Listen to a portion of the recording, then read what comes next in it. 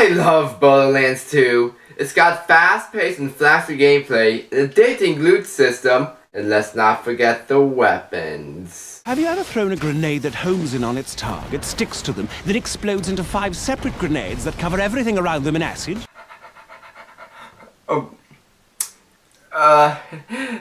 Sorry, but anyways, there are definitely things Borderlands can do to make Borderlands 3 even better.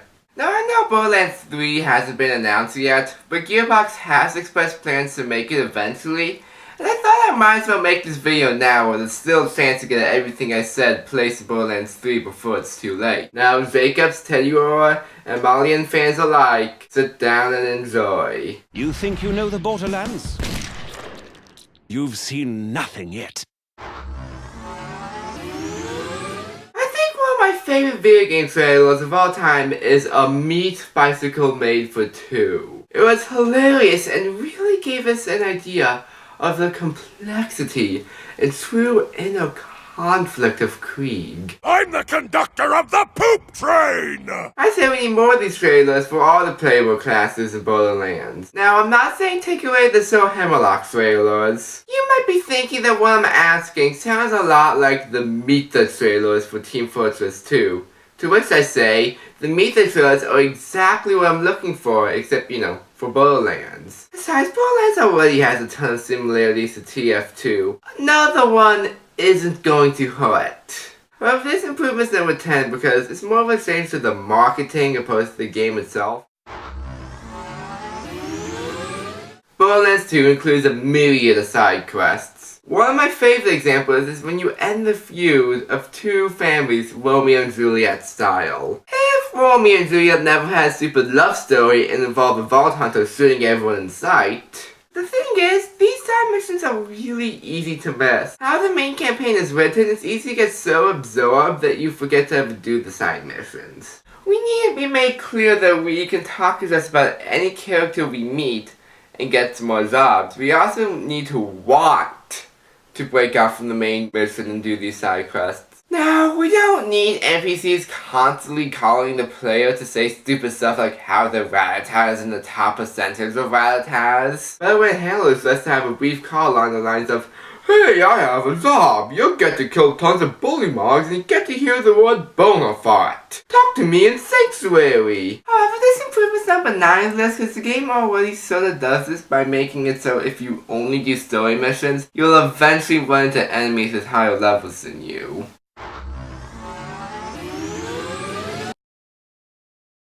I love Handsome Jack. I even put him pretty high in top 20 villains. I mean, how can you not love Handsome Jack? His trolliness can only be matched by his awesome fight.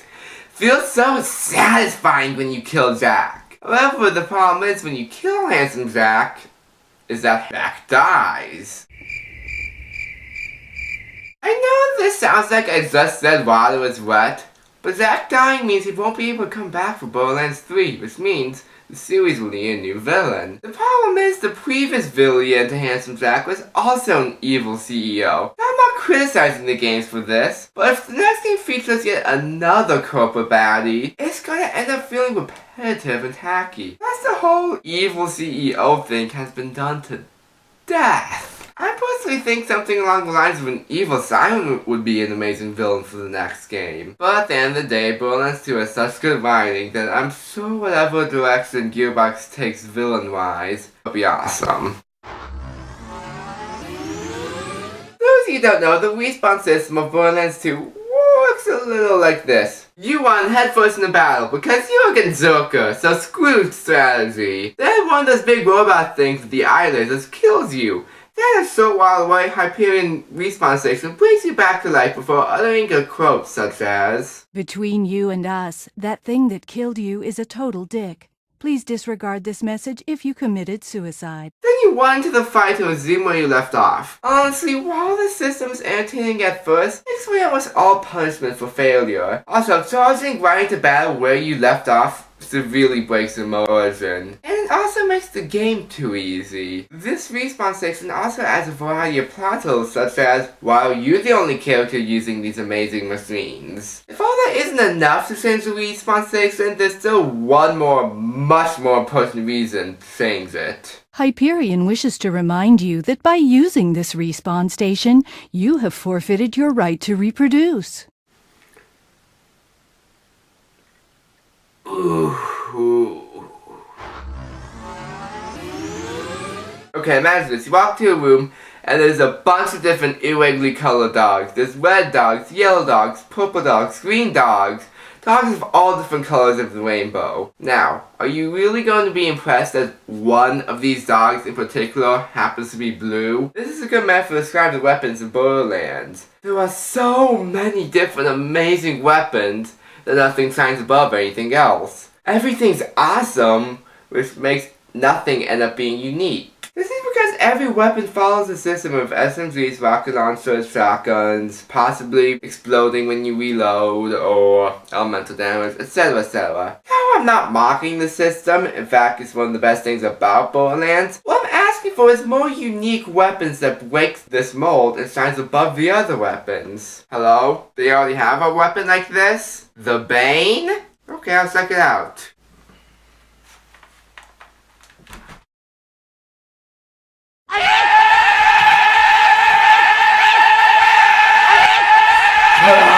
Shut up! Shut up! Reloading!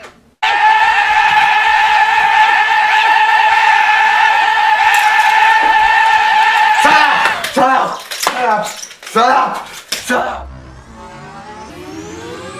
Outside of missions, you get the best weapons from Borderlands by using this little crate right here that opens using golden keys.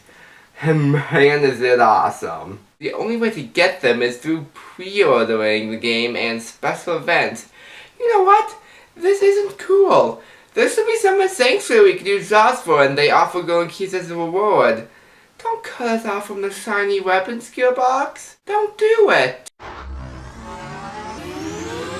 I'm not a fan of online co-op. 9 times out of 10, you don't know the person you're teaming up with, and it takes away all sense of cooperation. But I'm a big fan of local co-op and split screen. But the risk of making another stupid remark, the problem with split screen is that it splits the screen. A small display makes fine details hard to see and takes away aesthetic sensation. There are other options for local multiplayer that I think Borderlands can explore, like the 3D glasses that let two people see different things from the screen. Or maybe there will be a better version of those glasses released. Hint, hint. Some kind of headset thing so people can be together yet still see different things. Hint, hint.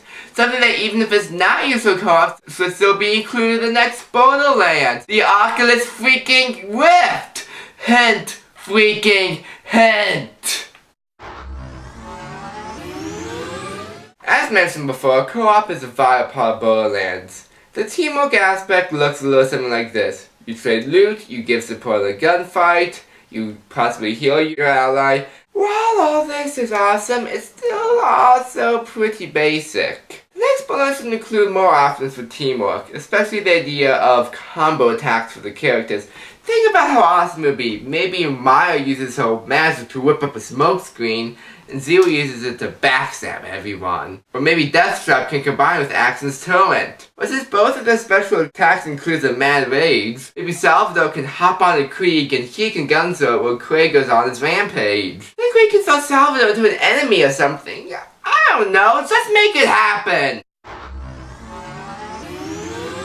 Borderlands has an iffy exploration system. The fast travel stations are few and far between and are easy to miss. If you need to go to a faraway area, instead of placing a waypoint on a fast travel station, the game's nav points make you go the long way, sometimes making you travel halfway around Pandora if you happen to be far from the objective. So that needs to be fixed. Also, what the game needs is more vehicles. So we have those cars in the catch a ride system, but what about boats, planes, or the ability to ride through the monsters like Bullymong? Maybe this will be a new class based on vehicles. It might last countdown, I expressed a discontent towards silent characters. Don't get me wrong, there are times they work, but the protagonist is one of the most important parts of a story. If they are hollow and shallow, the story suffers. Especially because it feels awkward when other characters address a silent protagonist who can't respond, making dialogue games with a silent protagonist many times awkward and one-sided. If you think giving a voice and personality to the Vault Hunters or having them appear in cutscenes would take away immersion or make the game not feel like an FPS, why don't we ask Jason Brody and Booker DeWitt what they think about that? Through EchoCast and trailers, Gearbox already put personalities and backstories to the characters. Plus, if the protagonist of Borderlands had voices and personalities, it would give something for the other Borderlands characters to feed their lines off of. Maybe Scooter tries to hit Hermione and gets rejected, or Craig and Tiny Tina can have a nice talk about explosions. At the end of the day, the star protagonist is an overused and unneeded trend in video games that destroys narrative potential. Oh, there ain't no rest for the wicked. Money don't grow on trees. I got bills to pay, I got mouths to feed. There ain't nothing in this world for free. I know I can't slow down, I can't hold back, though you know I will. Oh, and after you blast Boombringer, don't look at the explosion. Just walk away from it. You'll look like such a badass. Cool guys don't look at explosions. They blow things up and then walk away. That slap just blew up my buzzard without even looking at the explosion!